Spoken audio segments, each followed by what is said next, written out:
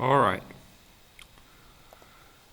so the last vulnerability that we've talked about was user enumeration. As you can see, we've got quite a few covered so far and still much more to go, or many more to go.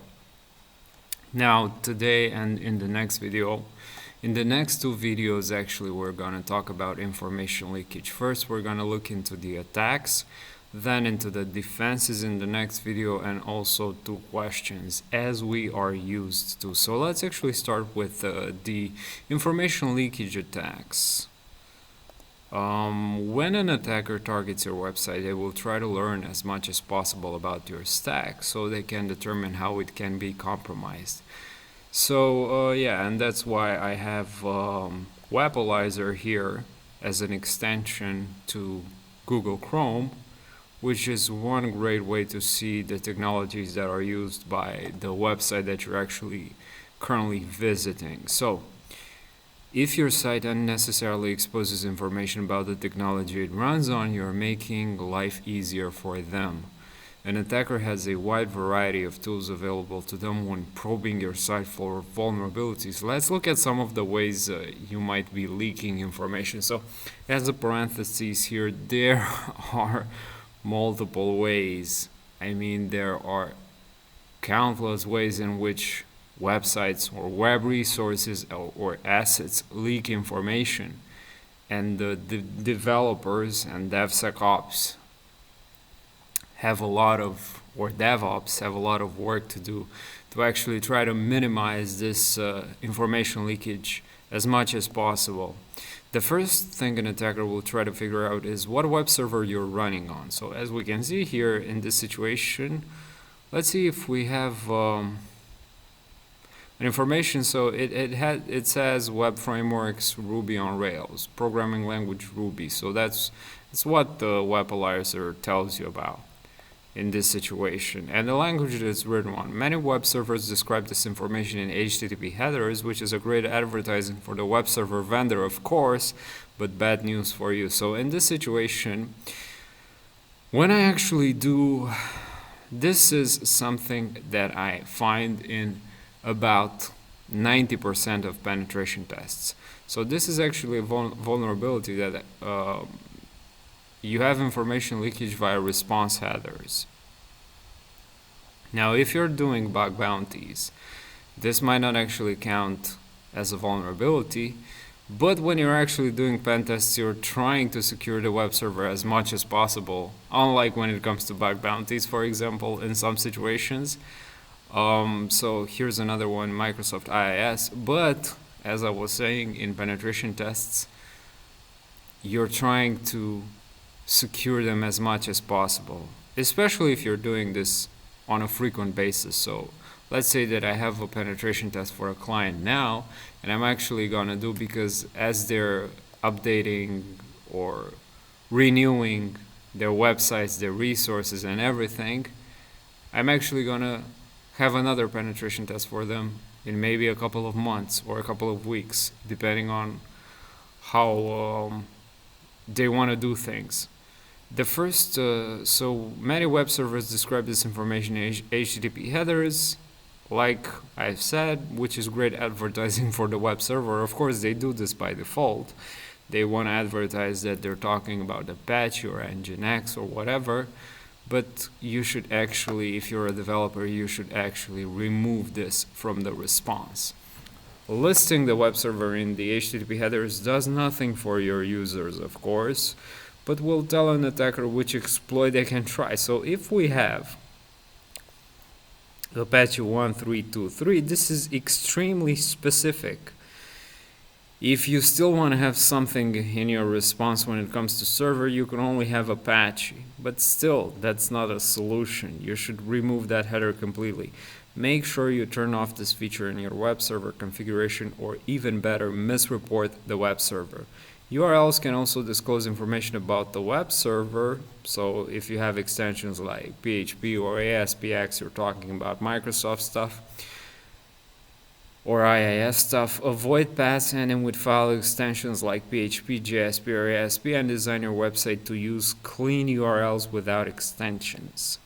Cookies can reveal information. So this is also great information for penetration testers, because we're actually telling you, or I'm actually telling you here what to look for. Cookies can reveal information about the web server you're running. The name of the session parameter, so if you're talking about JSession ID, you're talking about Java, gives a clue to the web server side technology. Use a generic parameter if this property is actually configured. Attackers sometimes deploy complex fingerprinting tools, like I'm using here Webalizer, not necessarily complex, but it's really good, and I think they also have a command line version. By submitting non-standard HTTP requests and broken HTTP headers, they can heuristically determine the likely server type by examining how it responds in these ambiguous situations. Like, for example, so if you're trying to ping, I think it was, if you're pinging, for example, if you're pinging, let's say, an IP, for example, and it responds in a certain amount of time. For example, if the time to live, let's say, this is whatever random IP, if the time to live, you can determine, I think you can, so you can determine the operating system by the time to live that you get here in the response when you're actually pinging something.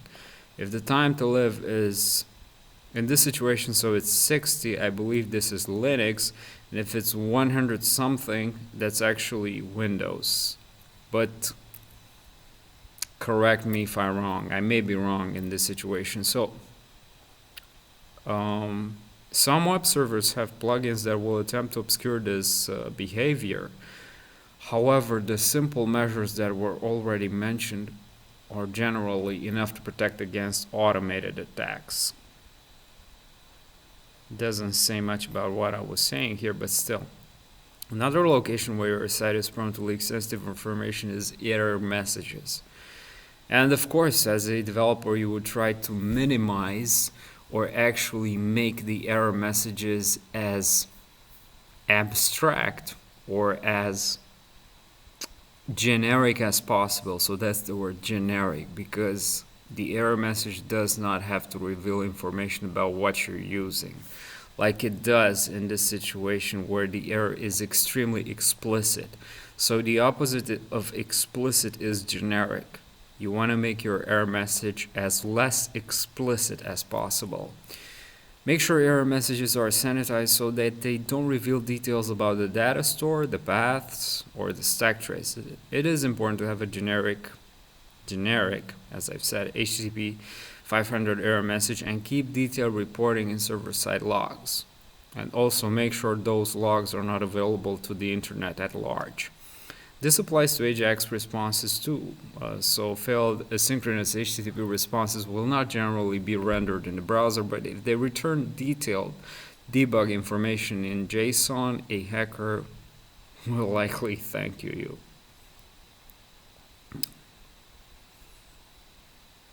You're actually doing this stuff in the developer console. So Control-Shift-I, and you have the developer console. You go to the console, and this is where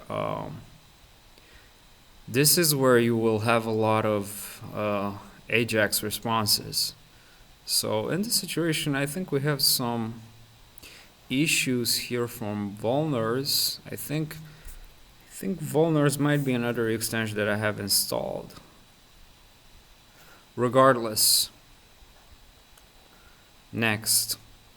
Rich client applications often pass significant amounts of raw data to the browser. Be careful how much data is exposed in JSON packets, for example. So, modern frameworks make it easy to serialize data objects, so as JSON or XML. Most likely JSON, but XML is less used, but is still used. But you should take care of that information is sanitized before being passed back to the client side. So, database identifiers are usually best obscured but frequently get leaked. Client-side JavaScript may contain vulnerabilities. If you use common libraries, an attack can look up your version, as we see here in the webalizer. So I'm actually, what's this?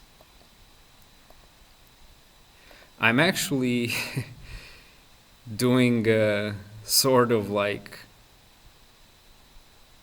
indirect promotion to Webalizer in this video. Of course, this is a free tool. I'm not sure if they have a premium version as well, but regardless, we can actually see the JavaScript libraries here, and I think that if one of these libraries were outdated or contain vulnerabilities, they would appear highlighted in red or something, but I'm not sure. Maybe that's for the premium version. So someone can actually exploit your application or your resources via vulnerable or outdated JavaScript libraries. So be sure to obfuscate your JavaScript code, including third-party libraries. Of course, many libraries. So you can actually, even if you, for example, obfuscate your code, there are extensions like JS Beautifier that can actually beautify that code again or de-obfuscate it. If I'm not wrong, many libraries require you to keep the copyright notice in the deploy code, so you would actually have some information leakage there as well. But if possible, it's not a bad idea to hide version numbers in the code and avoid revealing versions in the file names.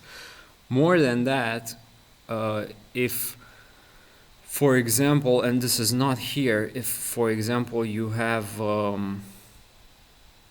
let's say, for example, that you're a penetration tester and you're actually doing some source code review, you're looking into the JS file, and you notice one line at the end of the file is sometimes the last line of the JS file contains a js.map reference. And if you visit that js.map, you would actually be able to unmap, for example, in this situation the code is obfuscated. If you de-obfuscate it, if you actually beautify the code, you have a beautified version of the obfuscated code. But if you have the map file of that code, there are tools that can unmap the file, and then you would actually have access to the original code, which is far easier to understand and far easier to find vulnerabilities in than in the obfuscated code. So that's actually information for penetration testers. Be sure to sanitize any resource or any source code or template that generates HTML2. It's easy to accidentally leave sanitized data. Sensitive, not sanitized. What am I thinking? Like server names and addresses in code comments when rushing out a release.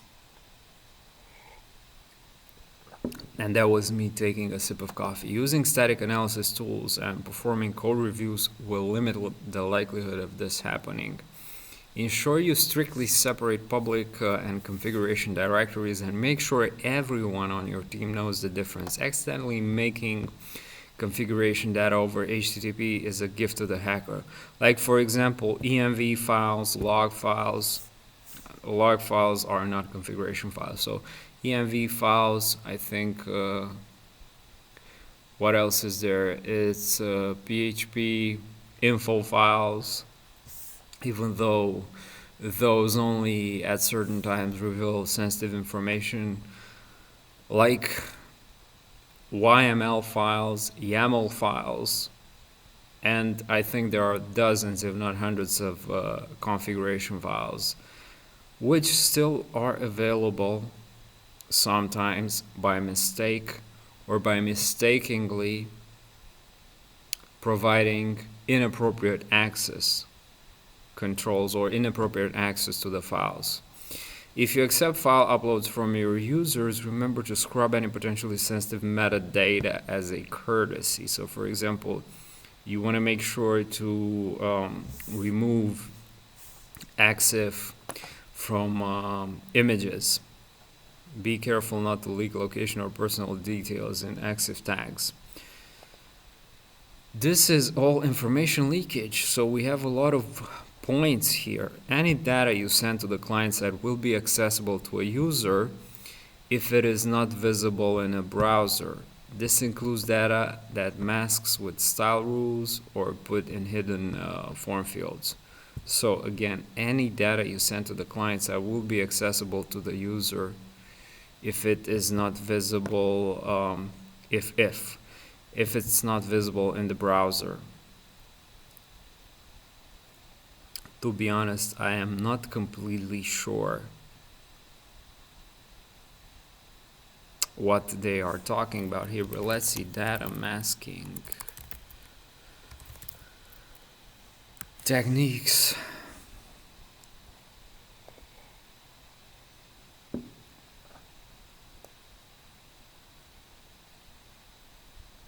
So the goal is to protect sensitive data while providing a functional alternative when real data is not needed, for example in user training, sales demos, or software testing. This is the production database, this is the test database. Right, regardless, let's move on. Uncover the user's social security number. So this is extremely specific by right-clicking on the browser and viewing the source code. So that was what they were trying to say in the previous point here.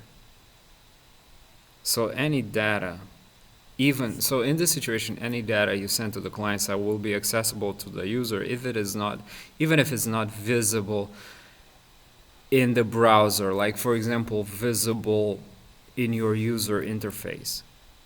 Because if you just right click here on SSN, in this situation you might be able to see or unmask.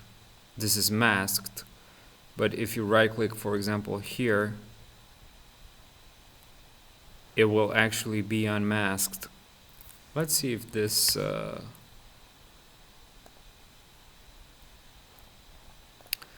let's actually right click here, inspect, or we can also view the page source. For example, we can search for SSN. We can see the SSN is there, and we can see it's ended in 0055 for Sanchez. So transfer in process, suspicious activity detected. Alright, so that was a lot of stuff when it comes to information leakage, and I can honestly say from the pen tests that I've done that there is much more to that, but this is a good introduction. Now in the next video we're actually going to look into ways to prevent information leakage.